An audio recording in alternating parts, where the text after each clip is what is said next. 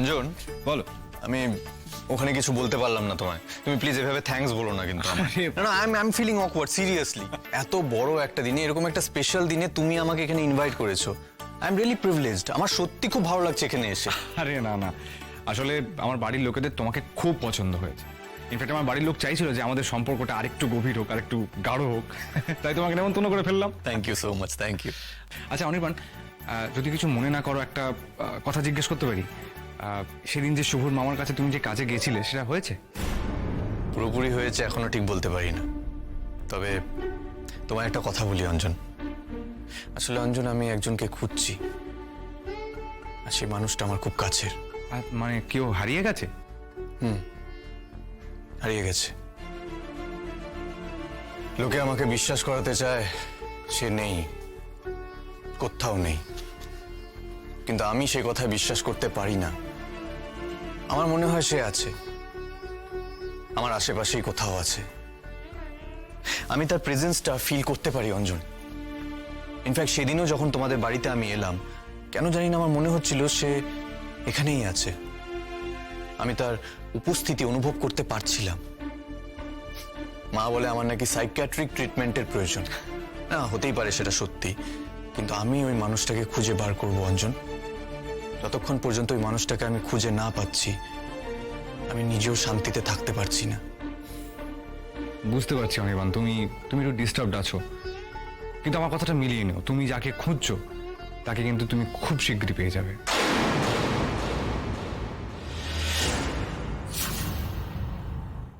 কি বলছে ওরা?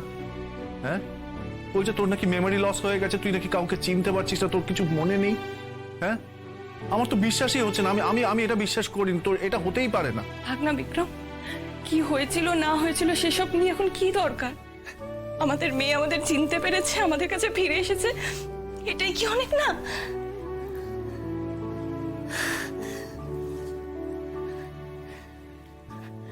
আপনাদের যে কি বলে ধন্যবাদ জানাবো আমরা জানি না। আপনারা আমাদের বাড়ির মেয়েটাকে যেভাবে আগলে রেখেছেন, যত্ন করেছেন, নিজের বোন বলে পরিচয় দিয়েছেন, খুব কাছের আত্মীয় বুঝি এইভাবে আগলে রাখে না। আপনারা ওর চিকিৎসা করিয়েছেন, আমাদের খুঁজে বের করেছেন। আজকের দিনেও যেরকম অচেনা অজানা মানুষের জন্য এত কেউ করতে পারে, এটা ভেবে আমার সমাজের ওপর থেকে হারানো সব বিশ্বাসগুলো ফিরে এলো। আপনার, আপনার স্ত্রী, আপনার পরিবারের কাছে আমরা চিরকৃতজ্ঞ থাকবো। প্লিজ এভাবে আমাদের লজ্জা দেবেন না। আমরা যতটুকু করেছি, মানুষ হয়ে যদি সেটুকুও না করতাম, তাহলে তো আমরা নিজেরাই নিজেদেরকে ফেস করতে পারতাম না, তাই না? ওরকম অন্ধকার রাতে একটা মেয়ে অ্যাক্সিডেন্ট হয়ে পড়ে আছে, ফেলে চলে আসতাম। আমাদের নিজেদের বোন যদি এরকম ভাবে পড়ে থাকতো, পারতাম ওকে ছেড়ে আসতে? রাই, ওরাই, তুমি কাঁদছো? তোমার আর কোনো ভয় নেই মা, এই তো আমরা চলে এসেছি। আমরা সবাই তোমাকে আমাদের সাথে বাড়ি নিয়ে যাবো। তুই তোমার বাড়ি যাবে মা, তোমার আর কোনো ভয় নেই। তুই জানিস রাই, তোর জন্য কাঁদতে কাঁদতে বুকের ভেতরটা ঝাঁঝরা হয়ে গেছে। আমি তো ভেবে নিয়েছিলাম যে আমার চোখের জল বোধ হয় জন্মের মতো শুকিয়ে গেছে। আর কেঁদো না মা। পুলিশ কত কথা বলেছে রাই জানিস? কখনো কখনো মেরেছি, কখনো মনে হচ্ছে না না না না না, এরকম তো হতে পারে না। আমার সোনা মেয়েটার সঙ্গে তো এরকম হতে পারে না। আমার মেয়েটা তো ভালো আছে, ও তো ঠিক আছে, তাই না?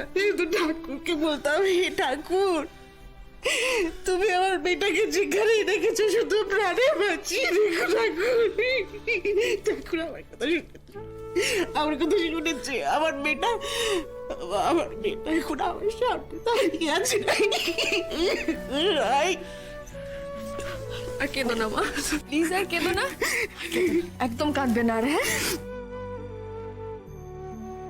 আচ্ছা চোরকি, হ্যাঁ রেজাল্ট কি হচ্ছে তোর বল আমাকে। সেটা তোর জেনে কি হবে?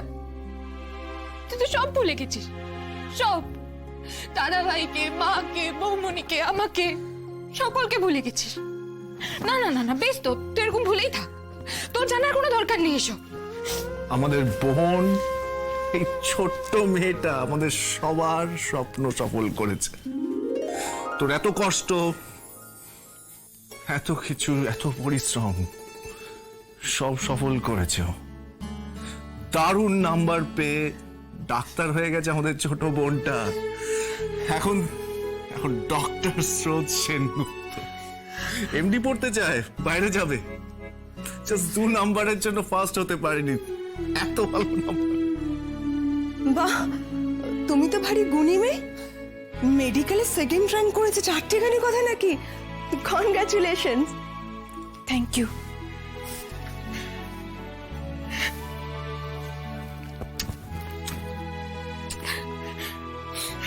আমি জানতাম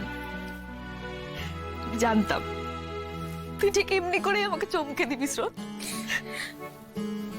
কংগ্রাচুলেশন।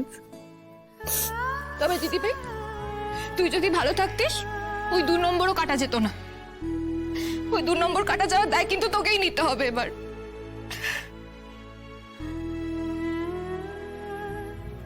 বেশ,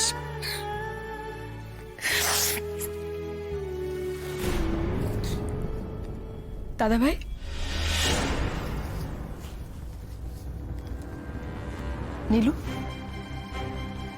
নীলুর কোনো খবর আছে?